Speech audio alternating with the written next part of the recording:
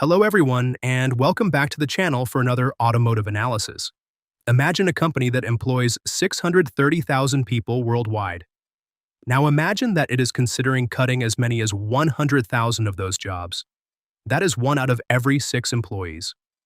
This is the situation Volkswagen finds itself in during the summer of 2026.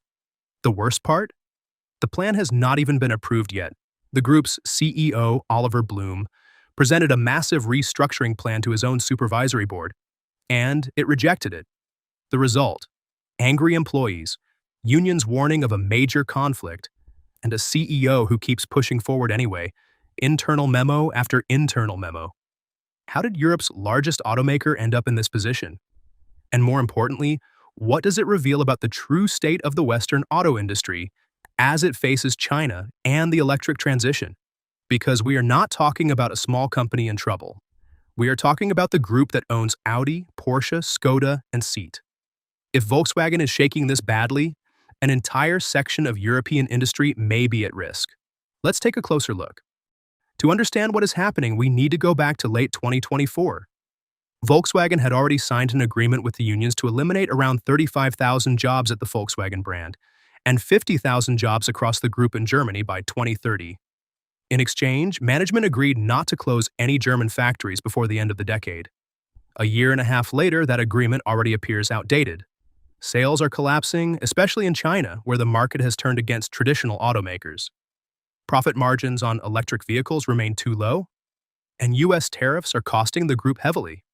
As a result, in the spring of 2026, Volkswagen announced plans to cut its model lineup in half, reduce the number of available options by 75%, and lower its global production capacity from 12 million to 9 million vehicles per year. At that point, management was still carefully avoiding any precise numbers regarding job cuts or factory closures. Then, in late June, the bomb dropped. It was no longer 50,000 jobs on the table, but twice that number. And from there, the situation began accelerating almost week after week. Let's go over the numbers. According to an internal memo from Oliver Blume, Volkswagen's structural costs are reportedly 20% higher than those of its direct competitors. His conclusion: closing that gap would require eliminating around 50,000 additional jobs on top of the 50,000 cuts already agreed upon. Total: as many as 100,000 jobs worldwide, and as many as 140,000 if positions threatened by possible factory closures are included. On July 9th, the supervisory board met in Wolfsburg to examine an even more radical plan: closing 3 Volkswagen factories and 1 Audi plant in Germany. Employee representatives, who control half of the board's seats, blocked the proposal. The vote ended with 12 votes against and 19 in favor of a compromise. Management failed to secure approval, but Blume did not back down. On July 13th, he sent another memo to the entire workforce, confirming in writing that the target remained 100,000 job cuts and that 4 German factories were still under threat. Second quarter results did not help. Global deliveries fell by 8.6%, including a collapse of more than 36% in China. The only bright spot was the United States, where demand increased thanks to the Tiguan and the ID buzz. In response to the growing anger, the Works Council announced extraordinary employee meetings on August 25th and 26th, where Blume will have to explain the plan directly to factory workers.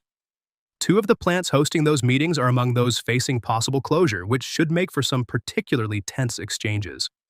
The stock market reacted in an almost cynical way. The announcement of the tougher restructuring plan pushed Volkswagen shares up by more than 3.5%. Proving that investors, at least, welcomed management's show of force.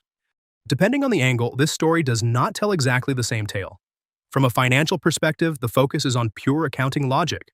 A 20% cost gap compared with competitors is no longer sustainable for a group that has already lost more than 30% of its stock market value since the beginning of the year. Under this interpretation, job cuts are simply a rational adjustment variable. From an industrial and strategic perspective, the issue is different. It is about Germany's place within Volkswagen's global production network. Does it still make sense to manufacture vehicles on a massive scale in a country where energy and labor are expensive? Volkswagen is reportedly even considering turning the Volkswagen brand into a separate subsidiary, an option that worries unions because they believe it could be used to bypass existing worker protections. From a social perspective, the focus is on the sense of betrayal. An agreement signed in late 2024, presented as a stable compromise lasting until 2030, already appears obsolete just 18 months later. Unions are warning of a major conflict and organizing demonstrations outside the factories. And from a market perspective, the main issue is Chinese competition, which has become the #1 factor behind the crisis, well ahead of US tariffs, or even the electric transition itself. These different angles do not really contradict one another, they add up. And that is precisely what makes Volkswagen's situation so explosive. This is not a simple budget dispute, but a pileup of financial, industrial, social, and geopolitical tensions all colliding at the same time. This situation goes far beyond Volkswagen. It reveals several major shifts currently taking place across the global auto industry. First, it marks the end of a model. For decades, Germany built its industrial success on high-value factories, high wages, and quality recognized around the world. That model depends on comfortable profit margins. But those margins are shrinking at exactly the moment when electric vehicles require massive investments without guaranteeing immediate profitability. Then there is pressure from China.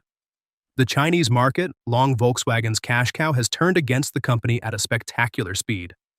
Local automakers, which are faster, often cheaper, and highly advanced in electric vehicles, have taken market share that German brands once assumed belonged to them permanently. There is also the question of corporate governance.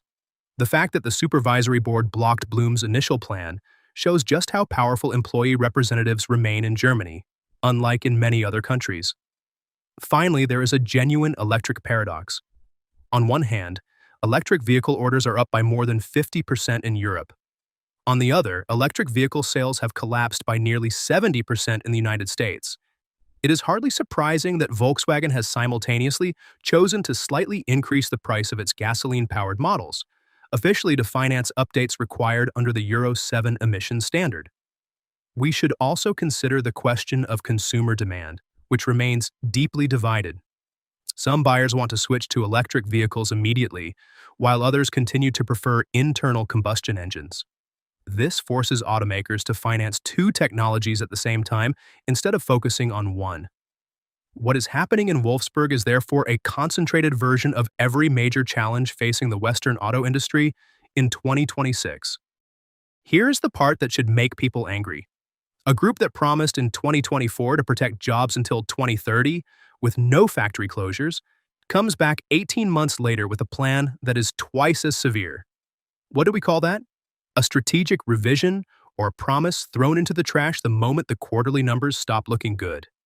And then there is one phrase that stands out. Bloom refers to a theoretical calculation that would result in 50,000 additional job cuts. A theoretical calculation. As if the livelihoods of tens of thousands of families could be reduced to a variable in a spreadsheet. The problem is not just the number.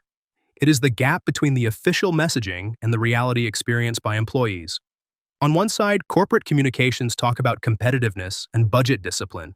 On the other, workers are demonstrating outside the factory gates in Wolfsburg, while a union promises to fight the plan with all its strength if it moves forward. And ironically, part of this restructuring is supposed to help finance the electric transition, the same transition that has seen sales fall by 69% in 1 year in the US market. Factories are being pushed to reorganize, and jobs are being threatened in the name of electrification, even though demand remains extremely uneven depending on the continent. This is no longer just an industrial decision. It is a message being sent to an entire generation of auto workers. No matter how skilled your job may be, it remains a cost line that can be cut whenever the market catches a cold. Meanwhile, management itself admits that there is no credible alternative plan for the threatened factories, leaving unions with very little room to propose another path forward.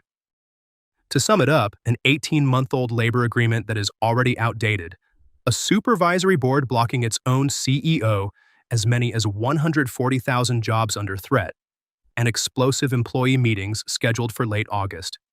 Nothing has been decided yet. What comes next will be months of negotiations between management, the unions, and political leaders in Lower Saxony, which holds a major stake in the group and has no interest in watching factories close within its borders. The outcome of this power struggle could determine the future of the German auto industry for the next decade. So the real question may be this: is Volkswagen saving its future, or sawing off the social branch its entire industrial model has always rested on? We have reached the end of this video. If you enjoyed the content and would like to support the channel, a like would be greatly appreciated. Thank you for watching until the end, and I'll see you very soon for more automotive analysis.